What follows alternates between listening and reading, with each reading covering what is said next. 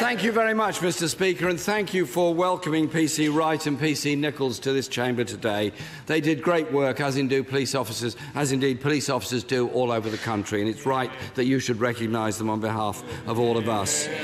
It is Mental Health Awareness Week this week, Mr. Speaker, and I join the Prime Minister in wishing Harry and Meghan all the best and thank Harry for the work that he's done in highlighting the need to challenge the stigma surrounding mental health and the ability of all of us to talk about mental health to ensure that people don't suffer in silence on their own, particularly young people who are often so grievously affected by this.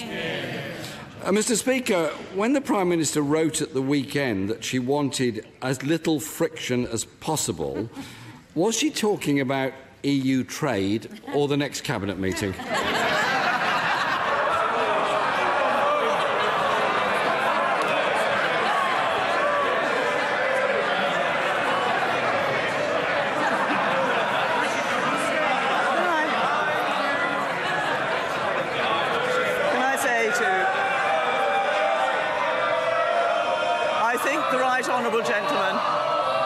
I think the right honourable gentleman knows full well that this government has a policy of leaving the customs union, and of ensuring that as we do so, we have as frictionless trade as possible with the EU, that we have a solution which ensures we have no hard border between Northern Ireland and Ireland, and also that we have an independent trade policy. But if he's talking about friction, perhaps he could reflect on the fact that this month the Shadow Health Minister in the Lords voted for a second referendum, that at the weekend the Shadow Brexit Secretary refused to rule out a second referendum, and on Monday the Shadow International Development Minister tweeted in favour of a second referendum. So perhaps when he stands up he could put the minds of the British people in this House at rest and rule out a second referendum. Jeremy Corbyn! Mr. Speaker, the divisions in the Cabinet mean there's been no progress in negotiations for 5 months. The reality is the Cabinet is more interested in negotiating with each other than it is with the European Union. Mr. Speaker, the Prime Minister's promise of as little friction as possible is in stark contrast with the earlier commitment that it would be friction-free. So could the Prime Minister explain how much friction she is willing to accept? Businesses and workers in those companies need to know. Say to the right honourable gentleman that we want to ensure that we are able to continue to trade in as frictionless a way as possible. And the suggestion that trade at the moment is entirely frictionless is actually not correct. But we have set 3 very simple objectives for a future customs union. Now, I will say to this House that achieving those objectives, which I've just set out, is not easy. It is difficult. There will be some who will say, actually, forget about an independent trade policy. That is not the position of this government.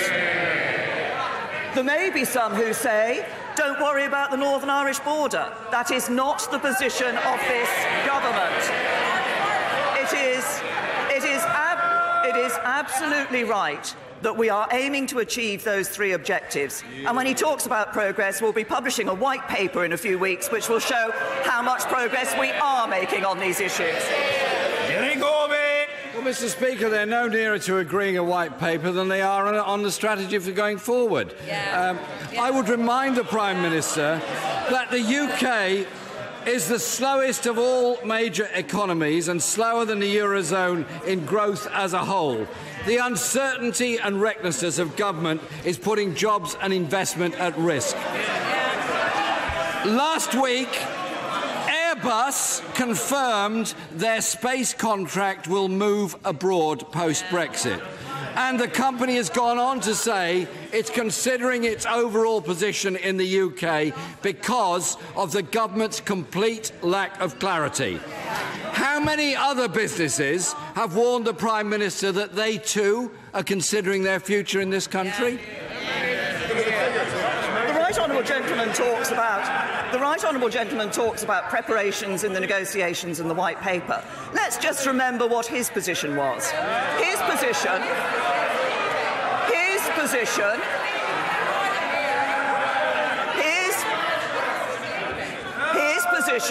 was that we should have triggered Article 50 immediately after the referendum. With no work having been done in preparation for the negotiations, he wouldn't even have had a white page, let alone a white paper, to base his negotiations on. And what would that have led to? What Labour do every time in government? They'd have sold Britain out. Jeremy Corbyn! The problem is, Mr. Speaker, the Prime Minister's own position isn't even supported by her cabinet. Rolls-Royce have said, Mr. Speaker, Rolls-Royce, we're worried about border checks. We need to be thoughtful and careful about future investments. Ford, any sort of border restrictions and customs friction is going to be an inhibitor to us continuing. Vauxhall, we cannot continue to invest in a world of uncertainty. Mr. Speaker, businesses are understandably frustrated by this government. This week, the Environment Secretary gave his view on the Prime Minister's preferred customs partnership model. He said there have to be significant question marks over the deliverability of it on time, as it has flaws. Well, at least he didn't call it crazy, like the Foreign Secretary. But, Mr. Speaker, if the Prime Minister cannot even convince her own cabinet of her strategy, what chance does she have of convincing 27 other European countries? I say to the Right Honourable Gentleman that he has taken this view of our position in negotiations before. Before December, he said we wouldn't get a joint report, and we did. Before March, he said we wouldn't get an implementation period, and we did.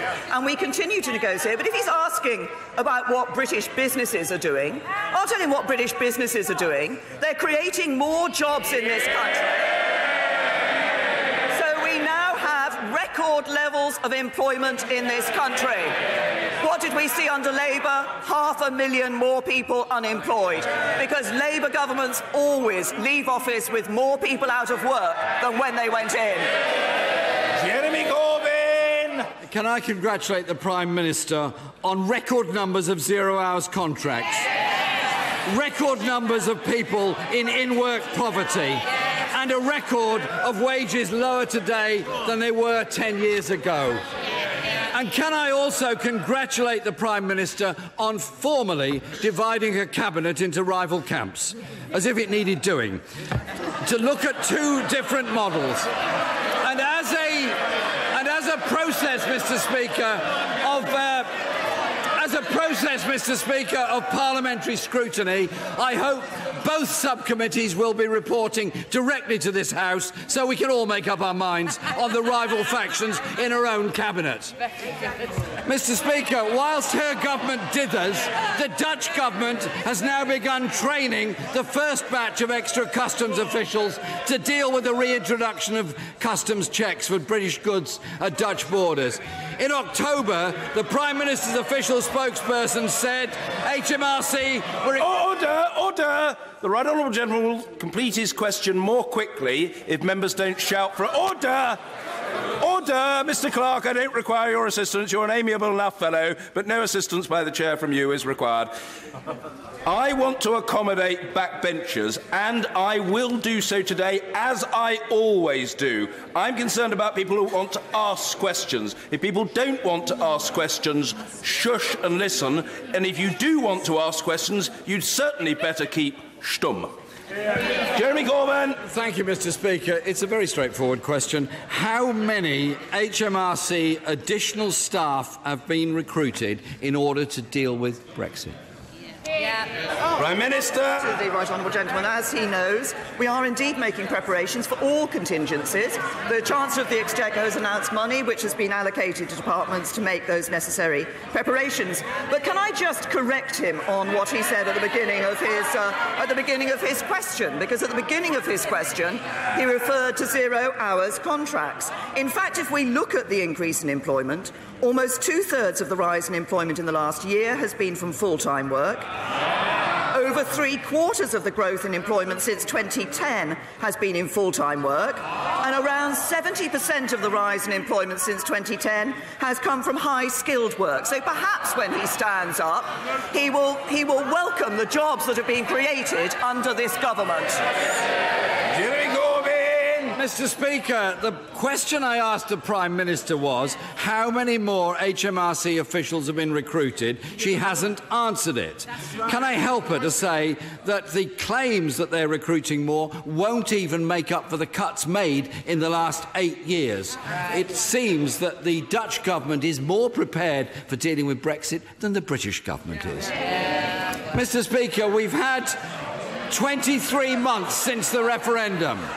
We have just 10 months to complete negotiations, and the government is in complete disarray. On both sides of the negotiations, the reality is dawning that deadlines are at risk of not being met. More and more jobs are at risk as more and more businesses openly consider the options of relocating their jobs elsewhere. The government is so busy negotiating with itself, it cannot negotiate with anybody else. Mr. Speaker, if the Prime Minister cannot negotiate a good deal for Britain, why doesn't she step aside and let Labour negotiate a comprehensive new customs union and living standards backed by trade unions and business in this country? Step aside and make way for those who will. What a catastrophe that is. Mr. Speaker, what we have seen under this government is more jobs being created, more high-paid jobs being created. We have seen us delivering on our December joint report on Brexit and on a March report with the implementation period. But let's actually look to see what we would see from the Labour Party. Because from Labour, you simply cannot trust a word that they say. They said they'd strike new trade deals. But what do they want? They want to be in a customs union that ensures they could not strike new trade deals. Promise broken. They said that they would scrap student debt, yet after the election they went back on that. Promise broken. They said they would tackle anti-Semitism. Promise broken. It is only the Conservative Party that can be trusted by the British people to deliver a Brexit that is in the interests of British people, to deliver opportunity for all and a Britain that is fit for the future.